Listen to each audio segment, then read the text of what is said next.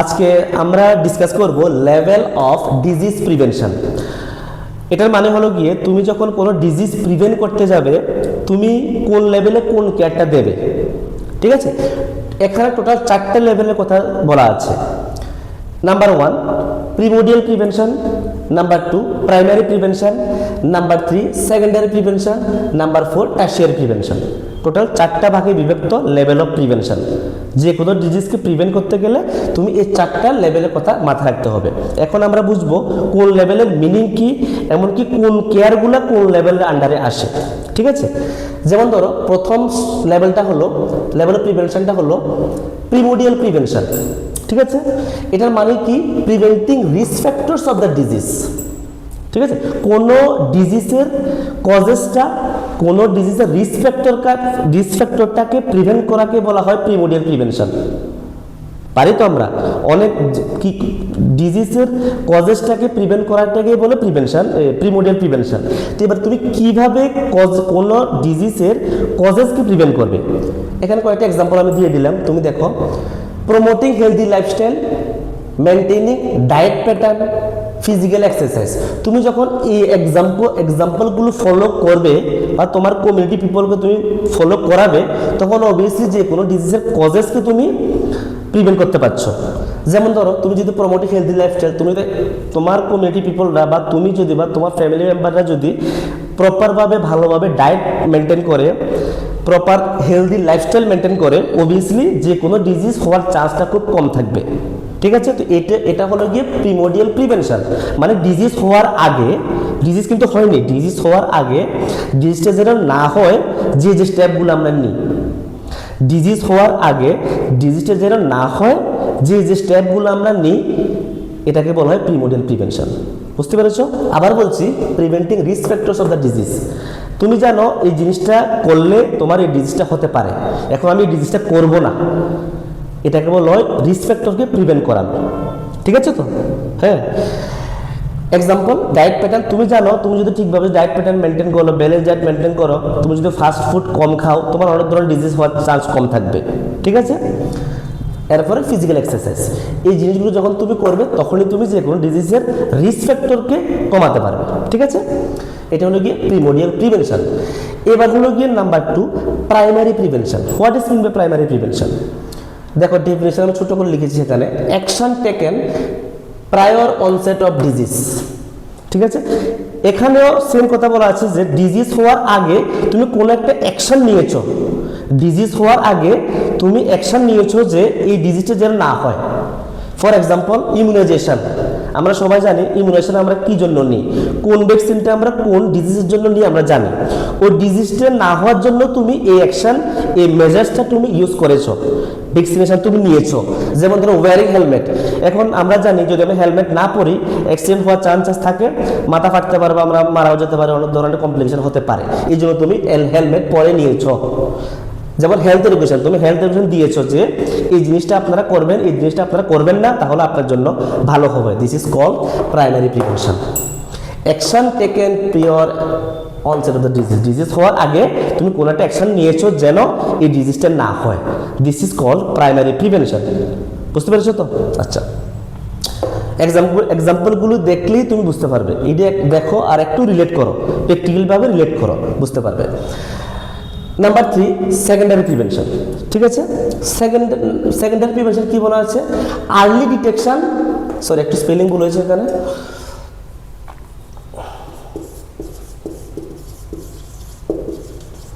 Early detection and treatment.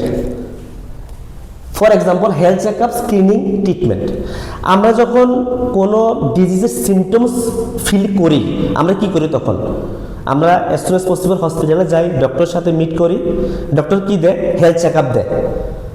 কি জন্য দেয়? যেন তাড়াতাড়ি তোমার ডিজিজটা শনাক্ত করা যায়, যেন এটার সিভিয়ার কোনো কমপ্লিকেশন না হয়। আর্লি ডিটেকশন, যত তাড়াতাড়ি পারা যায় চেক আপ করে, স্ক্রিনিং করে তোমার রোগটা শনাক্ত করা এবং ট্রিটমেন্ট করা। এই যে কাজগুলো এগুলি আসবে সেকেন্ডারি প্রিভেনশনের মধ্যে। যেমন ধরো হেলথ চেক আপ, আমরা যদি কোনো সিমটমস নিয়ে হসপিটালে যাই তো ডাক্তারের অবভিয়াসলি সাথে সাথে বিপি চেক করবে বা অন্য তোমার সিমটমস অনুযায়ী তোমার বিভিন্ন চেক আপের জন্য তোমাকে পাঠাবে। হেলথ চেক আপ, স্ক্রিনিং, বিভিন্ন ধরনের স্ক্রিনিংয়ের জন্য তোমাকে পাঠাবে। এমনকি পাঠানোর পরে রিপোর্ট দেখে তোমাকে ট্রিটমেন্ট দেবে। এই যে হোল জিনিসটা, এটা আসবে সেকেন্ডারি প্রিভেনশন আন্ডারে। আবার বলছি দেখো, আর্লি ডিটেকশন অ্যান্ড ট্রিটমেন্ট। একটা রোগের যদি তুমি সিমটমস ফিল করো, ওই সিমটমসটার অনুসারে যে ডক্টর বা নার্সিং অফিসার বা কমিউনিটি হেলথ অফিসার যে টেস্টগুলো করাতে বলে, হেলথ চেক আপগুলো করাতে বলে, এগুলো সবগুলো আসবে সেকেন্ডারি প্রিভেনশন আন্ডারে। এবং according to the symptoms, according to the checkups, report, treatment, এই সবগুলো আসবে সেকেন্ডারি প্রিভেনশন আন্ডারে। বুঝতে পেরেছ? এরপরে নাম্বার 4 প্রিভেনশন, টারশিয়ারি প্রিভেনশন। ঠিক আছে, লাস্ট ওয়ান। এটার মিনিংটা তুমি দেখে নাও, reduce complication, disability limitation and restore health. এখানে তুমি অলরেডি দেখেন সেকেন্ডারি প্রিভেনশনের মধ্যে আছে, অলরেডি তুমি চেক আপ করিয়ে তুমি অলরেডি ট্রিটমেন্ট নিচ্ছ। ঠিক আছে, একটা ডিজিজের ট্রিটমেন্ট তুমি নিচ্ছ চেক আপ করানোর পরে। বুঝতে পেরেছো? এরপর টারশিয়ারি প্রিভেনশন আসবে, সিভিয়ার কোনো কমপ্লিকেশন যেন না হয় তোমার এটা দেখতে হবে। এই ডিজিজটা যেন সিভিয়ারিটি যেন না বাড়ে, কমপ্লিকেশন যেন আরো কমানো হয়। ডিসেবিলিটি লিমিটেশন, যারা ডিসেবল তাদেরকে রিহেবিলিটেশন করানো। যেমন এক্সাম্পল তুমি দেখো, রিহেবিলিটেশন, রিডিউস সাফারিং, এটার পর এটা আসবে improving quality of life. Suffering যেন ওই যে তুমি সাফার করছো ডিজিজ, এটা আরো কমানো। রেস্টোর হেলথ, তুমি যেন আগের জায়গাতে ফিরে যাও, তুমি আগে যে সুস্থ ছিলে ওই জায়গাতে যেন তুমি ফিরে যাও। তুমি একসময় সুস্থ ছিলে, এরপরে অসুস্থ হয়েছ, এখানে অসুস্থ হয়েছ, টারশিয়ারি প্রিভেনশন তোমার রেস্টোরটা হেলথটা রেস্টোর করছে, আবার পুনরায় তোমাকে আগের জায়গাতে ফিরে নিয়ে যাচ্ছে। Next, improving quality of life, তোমার লাইফটা যেন, তোমার তুমি যে জীবনযাপন করছো এটা যেন আরো কোয়ালিটিফুল হয়। এই সব কিছু আসবে টারশিয়ারি প্রিভেনশনের মধ্যে। বুঝতে পেরেছো তো? আবার বলছি শোনো, একদম ইজি। দেখো, তোমরা যদি কনসেপ্টটা ক্লিয়ার রাখো তাহলেই কিন্তু তোমরা এখান থেকে যে কোশ্চেনই আসবে না আসুক না কেন তোমরা আনসার করতে পারবে।